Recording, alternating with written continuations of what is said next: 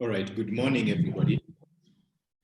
Thank you for joining us for this important session this Thursday morning. And our apologies for the slight delay, but we'll definitely make sure that we catch up on time. My name is Maxwell Okello. I am the CEO of the American Chamber of Commerce. I would like to start by thanking Dr. Kimeu for giving us his time today, and to all of you members who are present for participating in our forum this morning. Before we begin, just some quick housekeeping. Your videos and microphones should be muted during the entire duration of this session. When we get to Q&A, if you want to ask a question, you may raise your hand and I'll call you out, and at that point you can unmute and ask your question directly to Dr. Kimeu and his colleague who are on the call. This session will be just about an hour. I will give some brief introductory remarks, and thereafter I will call on Dr. Kimeu, who is going to take us through a presentation unpacking the SEZA as expected. So we will begin, and just some brief backgrounder, mainly for the benefit of the SEZA team. Kenya has maintained a positive investment climate and is attractive to multinational companies as an investment market for those seeking a hub for regional and continental operations. The American Chamber of Commerce is involved, through our members, have been involved in all aspects of Kenya's economy, with mainly also operating regionally with Kenya as a hub. From energy, infrastructure development, manufacturing, agricultural value chains, various service industries supporting digital transformation in this country and developing innovation across various and multiple sectors. As AmCham, our focus is on cooperation and coordination to enable our members to do three things: primarily plug into opportunities that are consistent with Kenya's development agenda. Secondly, realize policy interventions that improve the ease of doing business for both our members and the sectors in which they play. And thirdly, looking at barriers that, or rather resolving and removing, helping resolve or supporting the removal of barriers to trade and investment. And therefore, the objective of today's briefing is to unpack and gain insights on the SEZA agenda, including opportunities and incentives in place that would support and promote FDI into the country. And so with those very, very brief opening remarks, I want to introduce our chief guest, Dr. Meshack Kimeu. Dr. Meshack Kimeu is the acting chief executive officer of the Special Economic Zones Authority, or the SEZA as it's referred to. He has over 30 years experience in facilitating investment and marketing in the country. He has held several key roles, including being the General Manager, Operations, and Regional Manager, Coast at the Export Processing Zones Authority. Some of his achievements during his tenure there include the growth of the EPZ program from 2 zones in 1998 to 37 zones in 2016. Growth in employment from 1,500 in 1998 to 25,000 in 2016, and the negotiation of Green Channel for EPZ imports at the KRA for seamless logistics, amongst several other achievements. Dr. Kimeu is a holder of a PhD in Business Administration from Jomo Kenyatta University of Agriculture and Technology, and a Master of Business Administration from JKUAT as well, and has a Bachelor of Science in Business Administration from the same institution. He's also a certified lead auditor with the Kenya Bureau of Standards and a trained Public Service Integrity Assurance Officer. Dr. Kimeu, thank you so much for joining us. The screen is yours. Karibu.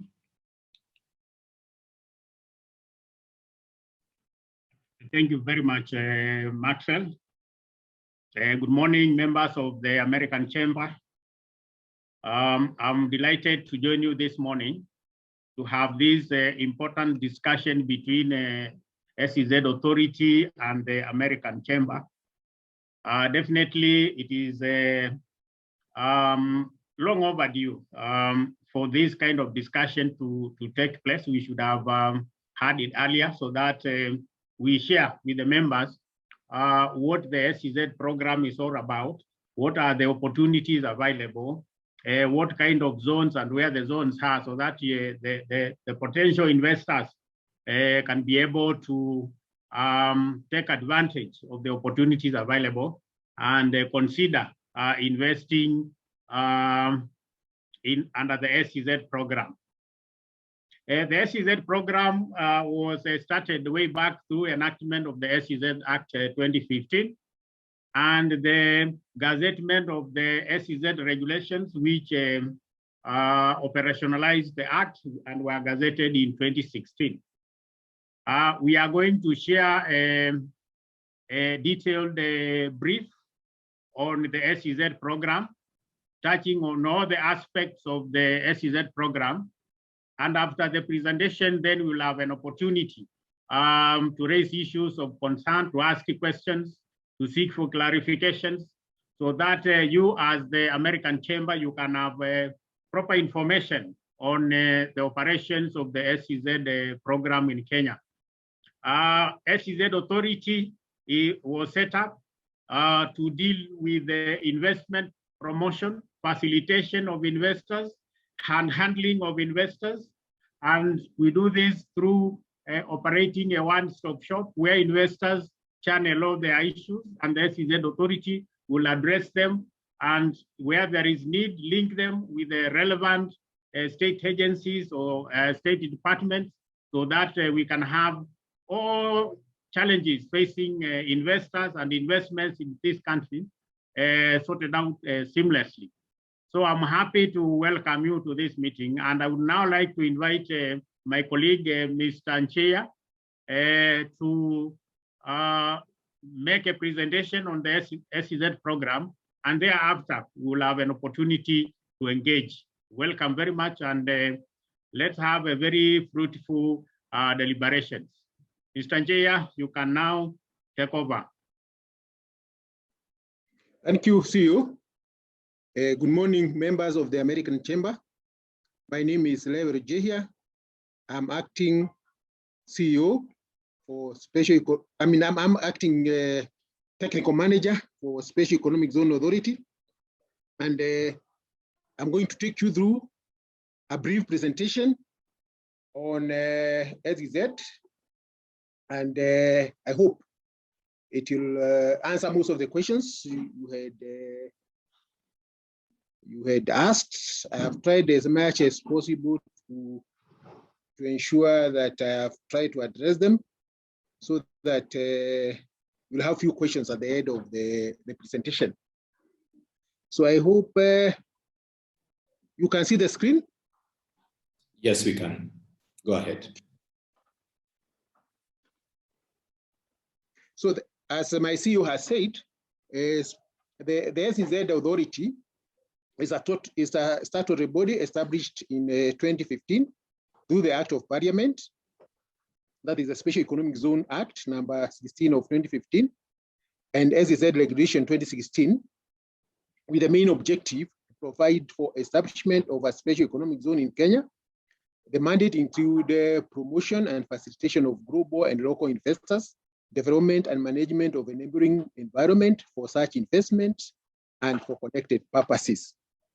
So the SEZ is one of the vehicle which is expected to achieve the targets for Vision 2030. And some of the areas where SEZ Authority is creating a neighboring environment within the zones include development of integrated infrastructure facility, creation of incentives for economic and business activity, and removal of impediment to economic or business activity that generate profit for enterprises. So the objective of the SEZ program, the main objective include or is contribution towards the transformation of the country economic base in order to realize a higher and sustainable growth employment creation, and poverty reduction in the country. Specific objectives include the attraction of both local and foreign investment, expansion and diversification of production of goods and services for domestic and export market, promotion of value addition, promotion of local entrepreneurship through small and medium enterprises, enhancement of technology development and innovation, and promotion of rural and regional industrialization by exploiting cooperative advantage of local resources. So the definition of SEZ is that is a designated geographical area, which is one, outside custom territory, exempted from import duties and taxes, provided with incentives under the SEZ Act and other related act, provided with favorable policy, integrated land use, provided with world-class on-site and off-site infrastructure and utilities. The infrastructure and utility to be developed on public, private, or public-private partnership basis. The authority serves as the master developer and the regulator for public SEZ and the regulator for all private SEZs. There are several incentives, both physical and non-physical. Some of the non-physical or administrative incentives include one-stop service. So the SEZ Act provides for establishment of a one-stop service for all the SEZs in the country, including both public and private, and also in the headquarters. So this one is expected to bring all the agencies at one place, so that services are received at one point. Other non-administrative incentives include exemption from rent and tenancy controls, provision of foreign investment and protection acts relating to certificate for approved enterprises, exemption from manufacturing license under T Act, exemption from Statistic Act, exemption from advertisement fees and business service permits, that is by the county government, general liquor and licensing and hotel, that is exemption from general liquor and hotel liquor licenses, exemption from licenses for trade in unload precious metals, and also exemption from filming license. There is a provision for work permit for expatriate of up to 20% of the full-time local workers. Then there is it offers 100% access to domestic market, and domestic market is the EEC market. Then the fiscal incentives include exemption from import duty, whereby because of lack of this provision in the East African Custom Management Act, KRA has developed some guidelines to facilitate exemption of import duties by the SEZ enterprises, and the developers are all operators. Then the exemption from VAT, exemption from corporate tax at 10% for the first 10 years, 15% for the next 10 years, and then back to 30% for the rest of the period. Then there is incentives on investment deductions at 100%, exemption from excess duty, exemption from stamp duty, exemption from withholding tax as listed there. On interest is 5%, management, that's for payment to non-resident person, management 5%, loyalty 5%, dividend is exempt. Import declaration fee is also exempt. Export levy is also exempt, and also SEZ are also exempted from minimum tax. There are various investment opportunities in the SEZ. One can invest in industrial park, free trade zone or Freeport, science and technology park, information and communication technology park, business service park, tourism and recreation zones, agricultural zone, livestock zone. And also you can have an SEZ which has all these. So you can have an SEZ which is either single sector or multi-sector, or just have few of these schemes or sectors. And all the sales from SEZ to domestic market will attract duty, all duties and taxes. That is maybe the downside. You had asked me that you discuss others as we continue. A major difference between SEZ and EPZs. SEZs are much larger in scope and geographical size than EPZ. In most cases, you have an EPZ being maybe a single factory, which is gazetted as an EPZ, but in SEZ, we gazette a whole zone, which is expected to have several sectors within it, or a single sector, but quite big in scope. SEZ have different physical incentives from EPZ. They have different incentive structure. Both SEZ and EPZ allow 100% export. While SEZ allow 100% to domestic market, EPZ only allow up to 20% plus 2.5 surcharge for domestic sales. In both cases, all duty and taxes are paid for domestic sales, and that's how it is. So the progress on development of SEZ in Kenya is that up to date we have gazetted 10 SEZ, of which 3 are public and 7 are private.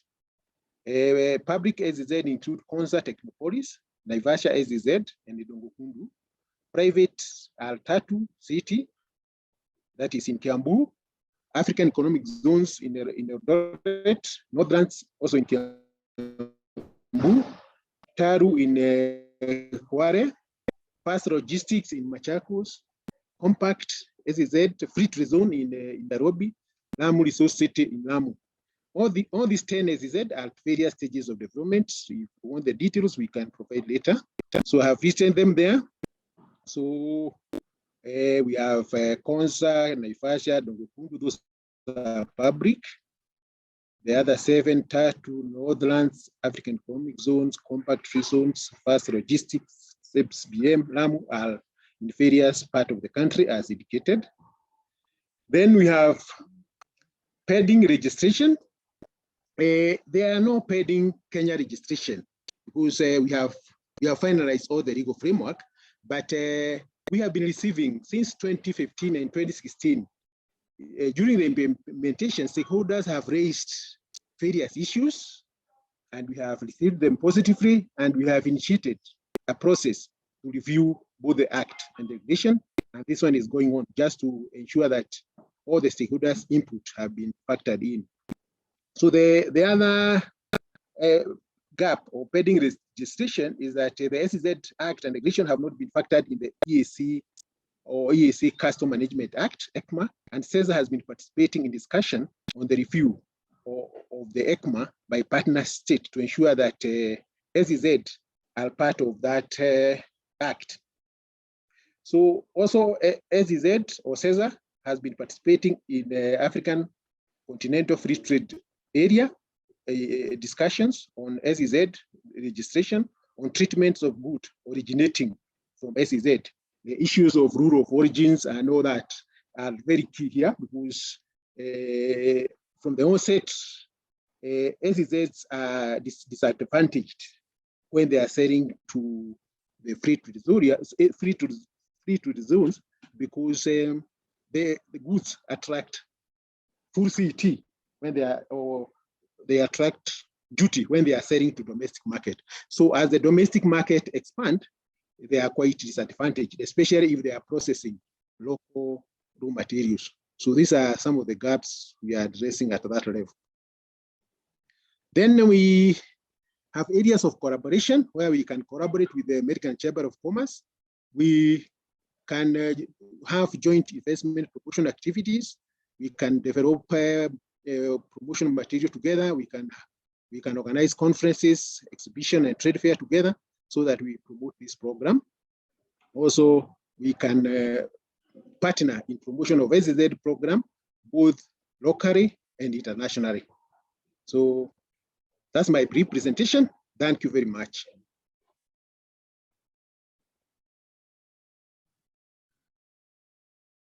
Thank you, Chair.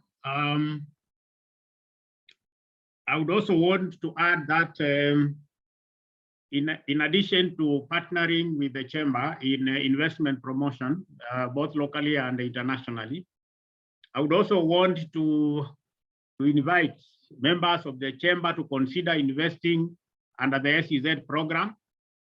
The SEZ program offers a variety of opportunities in the number one.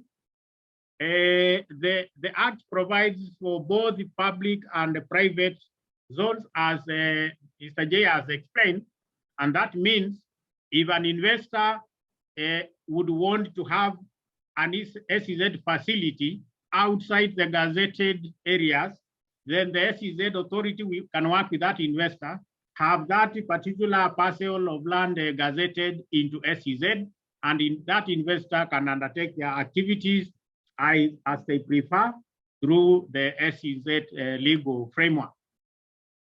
The SEZs which are currently under development, some are fairly advanced, like the old ones like Tatu City, and we would want to invite investors to consider locating in this SEZ.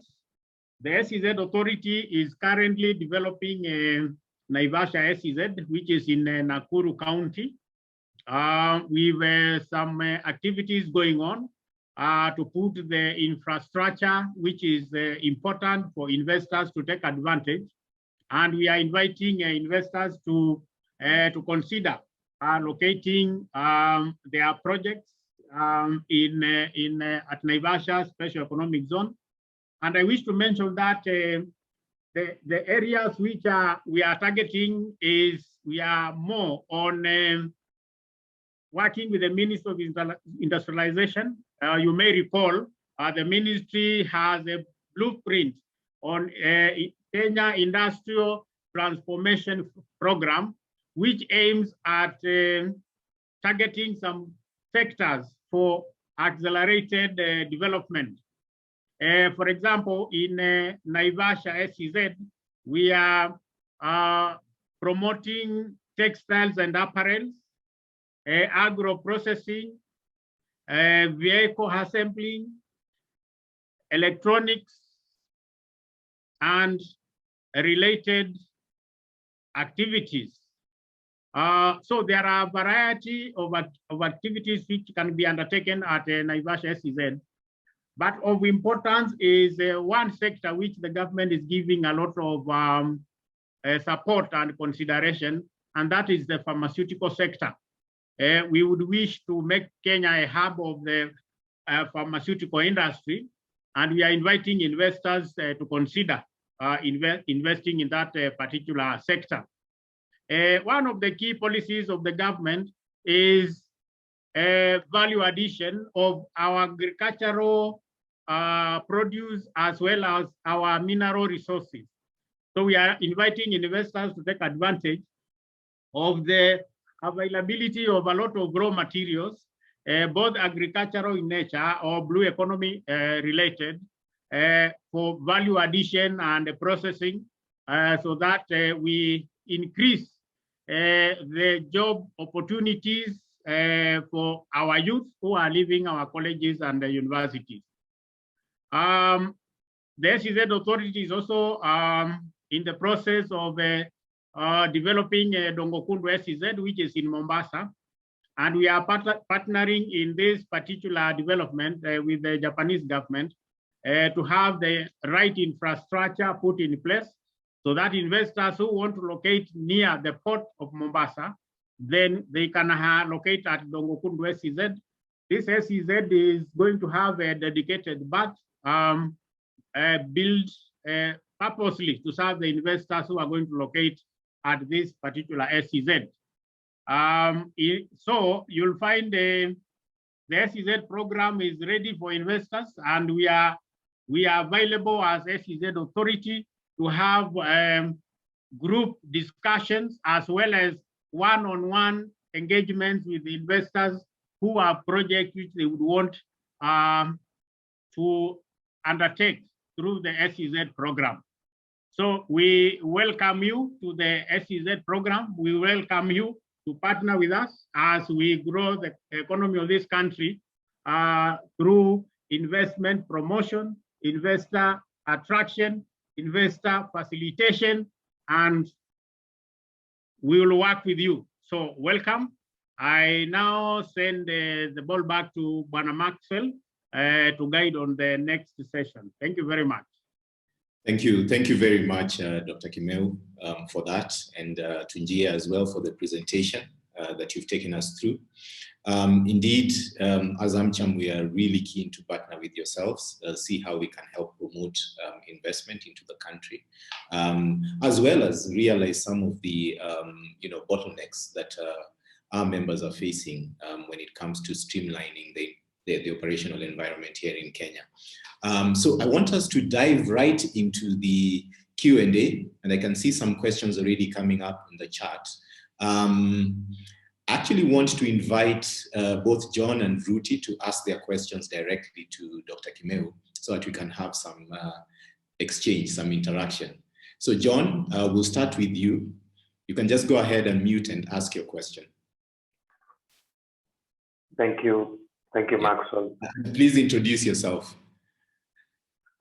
Good morning, Dr. Ari. Good morning, Mr. Jeha. My name is John Kalibo. I'm from PVH Corp. We are in the government business, and my participation within the American Chamber of Commerce is as the co-chair of the manufacturing task force. So just going through the material that was shared by Bonanjenia, curious about county government. In the event that you set up or an investor sets up in the SEZ and they've got 100% sales into the local market, do the exemptions from county government taxes still apply?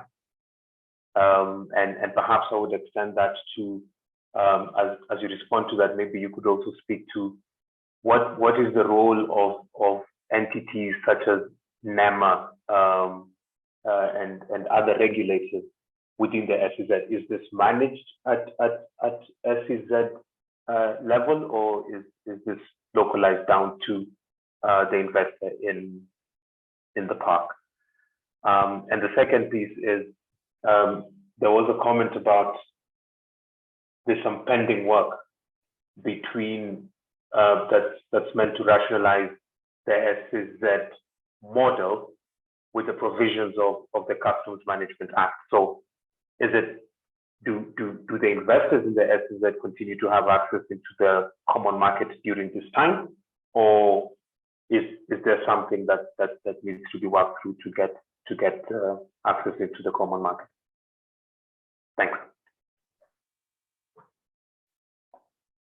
Thanks, John. I think, Dr. Kimeu, we can just go one by one. I think John has asked almost three. Thank you very much. Thank you, John. I would wish to comment on the two questions you have raised. When Njia was presenting, he said SEZ enterprises or developers are exempted from county levies and taxes, which come on board through different finance acts by county governments. So SEZs are exempted. They don't pay single business permits. They don't pay other levies. Even when they choose to advertise their products, their goods, they also don't pay advertisement fees charged by county governments. And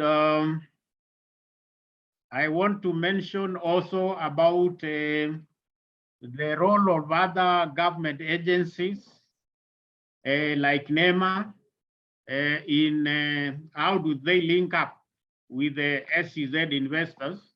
The position is that when first, it is important to note all SEZ projects must be applied through the SEZ authority, which will evaluate, and if the application meets the criteria under the SEZ Act, we grant approval in principle for the project, for the investor to go ahead and do EAI. And that is where NEMA comes in. But in this case, when your consultant is working on EAI to meet the requirements of the environment, then they will work with the SEZ authority, so that SEZ authority will connect your consultant with NEMA for facilitation, so that the process is undertaken faster.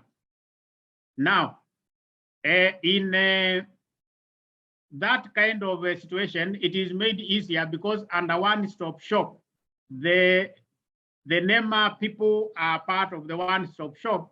So as they facilitate your work, we work with them to make sure there is no unnecessary delays in NEMA approval. So they come in, but we work with them to ensure faster service delivery. Now, number two, Mr. Njaya has mentioned that the ESC protocols, they recognize the SEZ program, but the SEZ regulations under ESC have not been completed. It is still work in progress. We are currently having a consultant with the support from JICA, who is collecting views from all the member states under the auspices of ESC Secretariat on Trade and Investment. And the plan is to have these regulations concluded so that eventually they can form part of the East African Customs Management Act. That is the long-term solution of the legal gaps which are available under the SEZ Act as it is today. And that's why we said to make sure SEZ enterprises continue to do their business, developers continue to do their work. If they want to import raw materials or construction materials, we work with the National Treasury and the Kenya Revenue Authority, and we developed the guidelines which are already now gazetted in January. And SEZ companies can now operate without any challenge because that issue has been sorted through the customs guidelines. So that one is sorted. They will not wait until the regulations are done. They are doing their business now without any impediments. Thank you. Thank you, Daktari. I'll move on to Vruti. Vruti, go ahead and mute and ask your question. Thanks, Dr. Kimeu. Thanks, Maxwell. My question, I guess, is something that's been coming up a lot recently from our clients, is whether we can convert farms or companies that own many farms into private SEZ.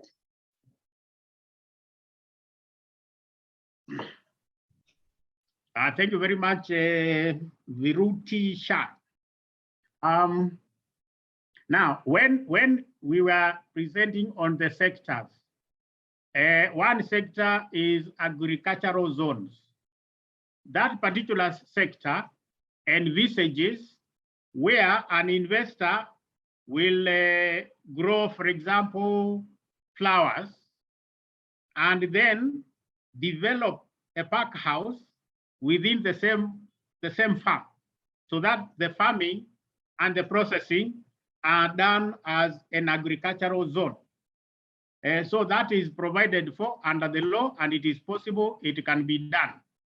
Now, the SEZ program envisages additional investments when we consider a situation where an investor wants to convert or to have gazetted an already existing farm, the issues we shall consider is what is the new additional investment coming into the project. So if there is significant additional investment, then we can consider such an application, and the whole farm and the farmhouse can be gazetted as SEZ. So it is possible, it can be done, we can discuss it. Thank you. Thank you. Thank you very much. I'll now move on to Hadija. Hadija, you can unmute and ask your question or turn on your video if you want to. Please introduce yourself. Doctor. Please introduce yourself. Doctor. My name is Hadija. Hadija, we can't hear you clearly. Okay, there you go. My name is Hadija Nanyomo. I work with EY, and I have a few questions. I am a customs practitioner or global trade practitioner, so I have a few questions from a practical perspective and challenges that we've been seeing in the market. You have taken us through the current SEZs that are operational, but I would like us to hear more around the success stories or challenges that these current zones are enjoying. Because we've seen most of these operations or acts come up, but implementation is a problem. Are the benefits really coming out? Are there impediments or challenges that the operators or the enterprises are facing? Then my other question is around the issue of ESC market. We have seen some entities that were primarily serving ESC, but a few years back they would qualify to be EPZs. So they were gazetted as EPZs. But when the definition of export and domestic transfers and those entities, by the virtue of the fact that they only were exporting within the ESC, they now cease to benefit or to be eligible to be EPZs. Is there a way this can be taken up by SEZs, since SEZs can be operational within ESC market? That's, I think, something I would like to hear more around. And then I wanted lastly to hear around something around thresholds for investment. What are the thresholds in terms of investment levels and all that can be considered if an entity wanted to be gazetted as an SEZ? Thank you. Thank you very much, Hadija. I will take the first three, and then Chia will deal with the threshold. So Bananjia, be ready with the threshold as I deal with the first three. Threshold for investments, and yes. Now, the SEZ program, as we said, started through the enactment of the Act in 2015. Regulations were done in 2016. And then what followed there were the legal challenges. She has said, what are the challenges, what are the success stories? We started with the challenges because much as the SEZs were defined as being customs territory, and where goods introduced are deemed to be duty and tax-free. At the onset, the law did not have any particular clause giving legal exemption on those duties and taxes.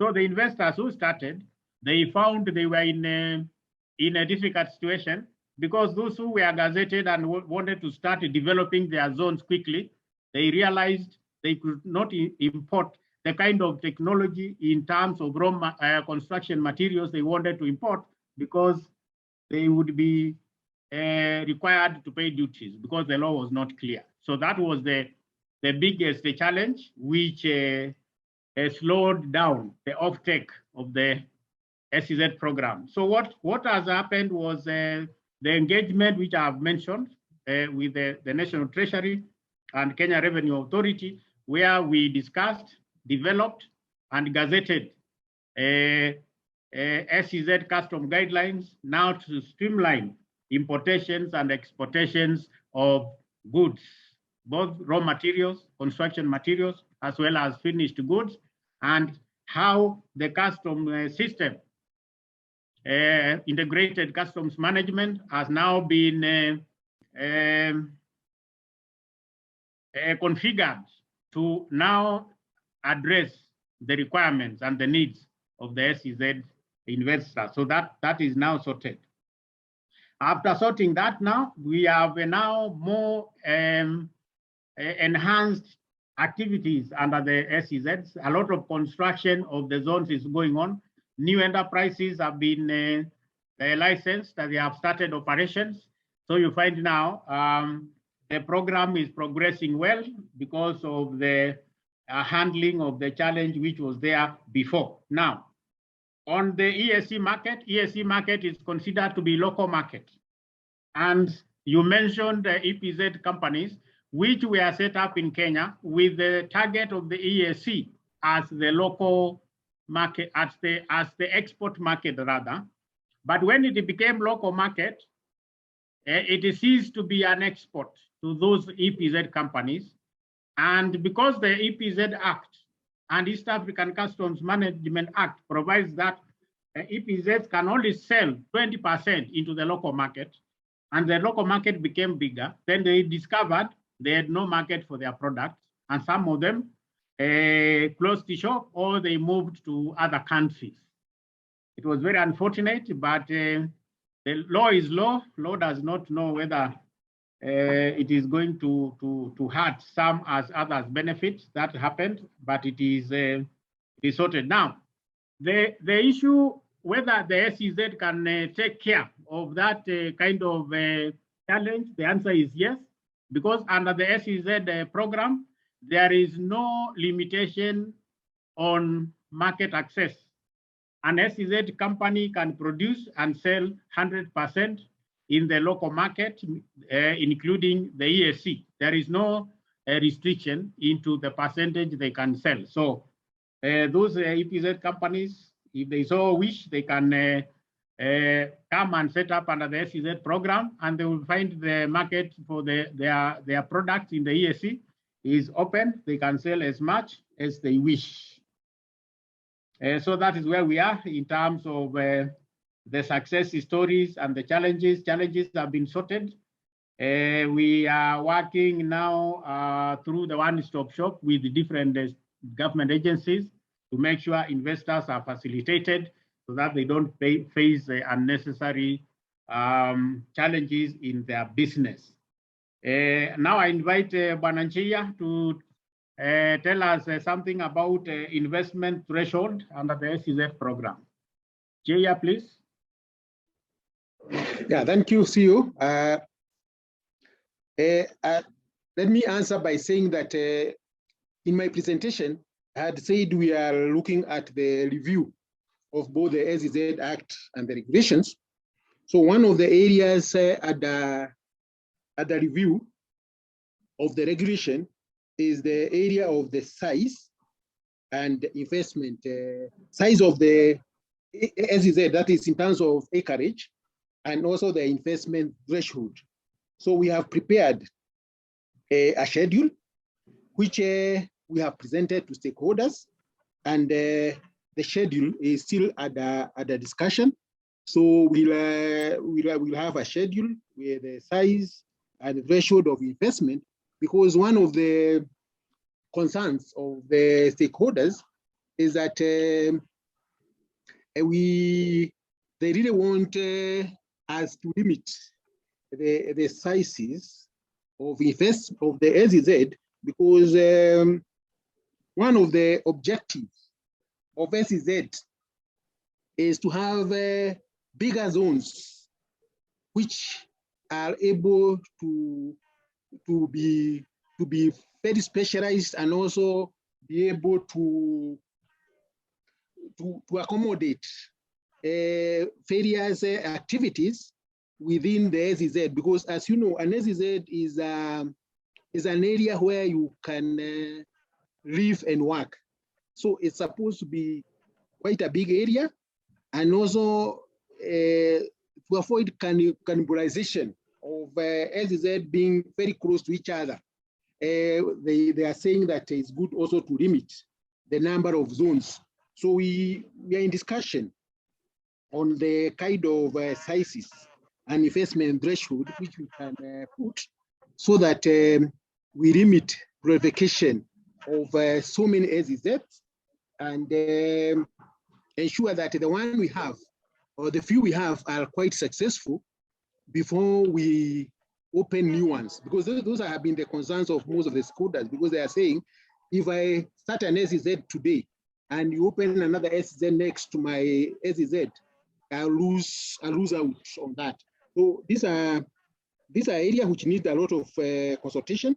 So we are still consulting. We can share with you some of the proposals we have under the SEZ regulations and the SEZ Act, so that you can also bring in your input. Thank you. Thank you, Jaya. The other comment I want to make on the threshold for the enterprises, Mr. Jay has mentioned more on the developers. On the enterprises, we consider qualification of an enterprise based on, number one, capital investment, number two, job creation or potential jobs to be created by that enterprise. Number three, the products they want to manufacture and the expected markets. Number four, we consider skills and the technology transfer element. How is your project going to bring skills and technology development in the country? Now, for the enterprises, we look at those requirements. We don't have minimum investment for the enterprise which wants to undertake manufacturing activity or service activity. But as long as you meet the criteria, as an enterprise, we always consider your project and approve accordingly. So I am sure we have sorted the questions from Khadija. Maxwell, please take charge. Thank you. All right, so I'll bring in Mumbi Kega from Dow. Mumbi, go ahead. Good morning. Thank you, Dr. Kimeu, and Jay here for this great engagement. My name is Mumbi. I represent Dow Chemical. We are a material science company. My question is really based on how we can attract that investment that you are talking about. Most of the companies, especially the multinationals, like the one that I represent, take a very long time to make decisions to invest. So the investment that they are targeting, the next investment that is coming maybe in the next 7 years is being discussed today, meaning that they really review where they're going to put their big investment next. And one of the things that we've observed lately and in the last few years is that multinationals have very high commitment for their carbon emissions. So they have ambitious targets to control the emissions in the investment that they're making and even the current ones. When we look at Kenya, we see a big competitive edge. Our energy mix is very competitive, over 90% green energy. How are we, from your organization, how are we using this competitive edge to promote the opportunity to invest here and help us, the ones who are representing these multinationals, to showcase Kenya as a viable market where if then they want to commit to these ambitious targets, then this market becomes quite viable. Number two, what is the competitive advantages of these various SEZs that you've set out to build, so that when we go to to project these opportunities, we're able to really showcase why these SEZs are attractive based on what they bring to the table. So I think it's a comment also just to hear how best we can really use this competitive edge that we have on the green energy bit that we already have as Kenya. Thank you. Thank you, Mumbi. Quick comments on that? The world is going green because the world has become very sensitive to environmental needs, environmental sustainability, and the need to take care of the earth. Now, the SEZ, the authority, is working with the developers, and we want to develop green zones. We don't want SEZ to be concrete kind of facilities. We want first the development to be green development. That is number one. Number two, we want the SEZ developers to come up with the best practices in management of the waste generated in the zones. Even as we appraise applications for investors, we are very keen on how they deal with their waste, because we want green zones, green enterprises which are using modern manufacturing technology and practices, so that we sustain the advantage of having Kenya as a country which has adopted modern technology in terms of industrial development by making sure we reduce on emissions from our industries. That is number one. Number two, what competitive advantage do we have in the zones we are developing? I want to mention that Naivasha SEZ is developed with a component of the Naivasha ICD. That is, we have the SEZ for the industrial park and the ICD for logistics. So you'll find the investors will be able to ship their goods into Port of Mombasa and directly into Naivasha, where they will be uploaded into their factories using that ICD, which is located nearby there. All those goods will come by SGR and they will come very fast.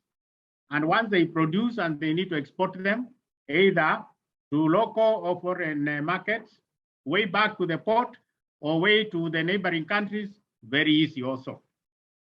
So that is a competitive advantage for Naivasha ICD.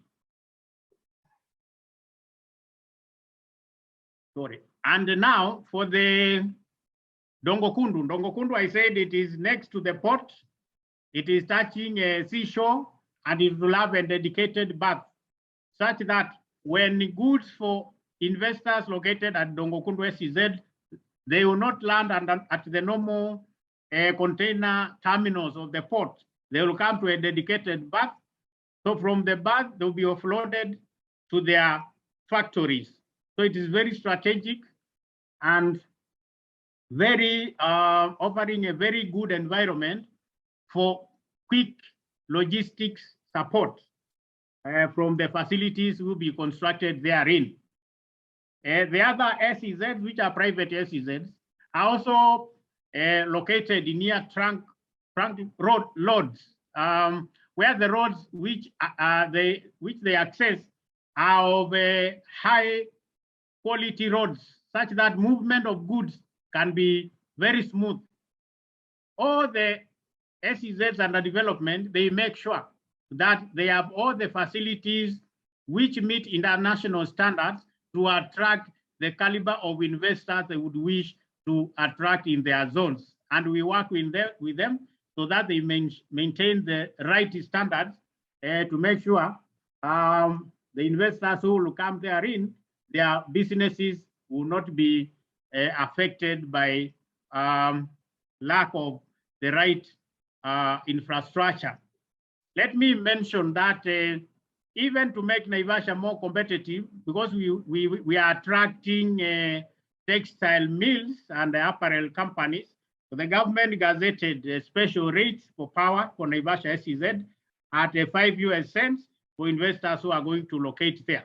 So generally, we are saying, much as it is for textiles, any other investor who will locate in Naivasha will enjoy the same tariff. So we are creating a competitive advantage so that we make the cost of doing business under the SEZ to be low, such that investors can competitively sell their goods in various markets. Thank you very much, Maxwell. Thank you. Thank you very much, Dr. Kimeu and G here, for a very insightful session. And thank you for your engagement and your time. We've come to the end of our forum today. I think we've kept it within the 1 hour as promised. We really want to thank everybody for your participation, your attendance, and for the engagement that we've had. Dr. Kimeu, we definitely want to partner with the SEZA, and so we'll be reaching out separately to see how we can put together some sort of plan of action, how we can promote Kenya as an investment destination, and especially the opportunity that the SEZs present. So asante sana. I want to wish everybody a wonderful day ahead. Thank you, and we've come to the end of our forum. Bye-bye. Thank you very much. We appreciate your presence, and we look forward to further engagement. Thank you very much. That's it. Thank you. Bye-bye. Thank you very much. Bye, everyone.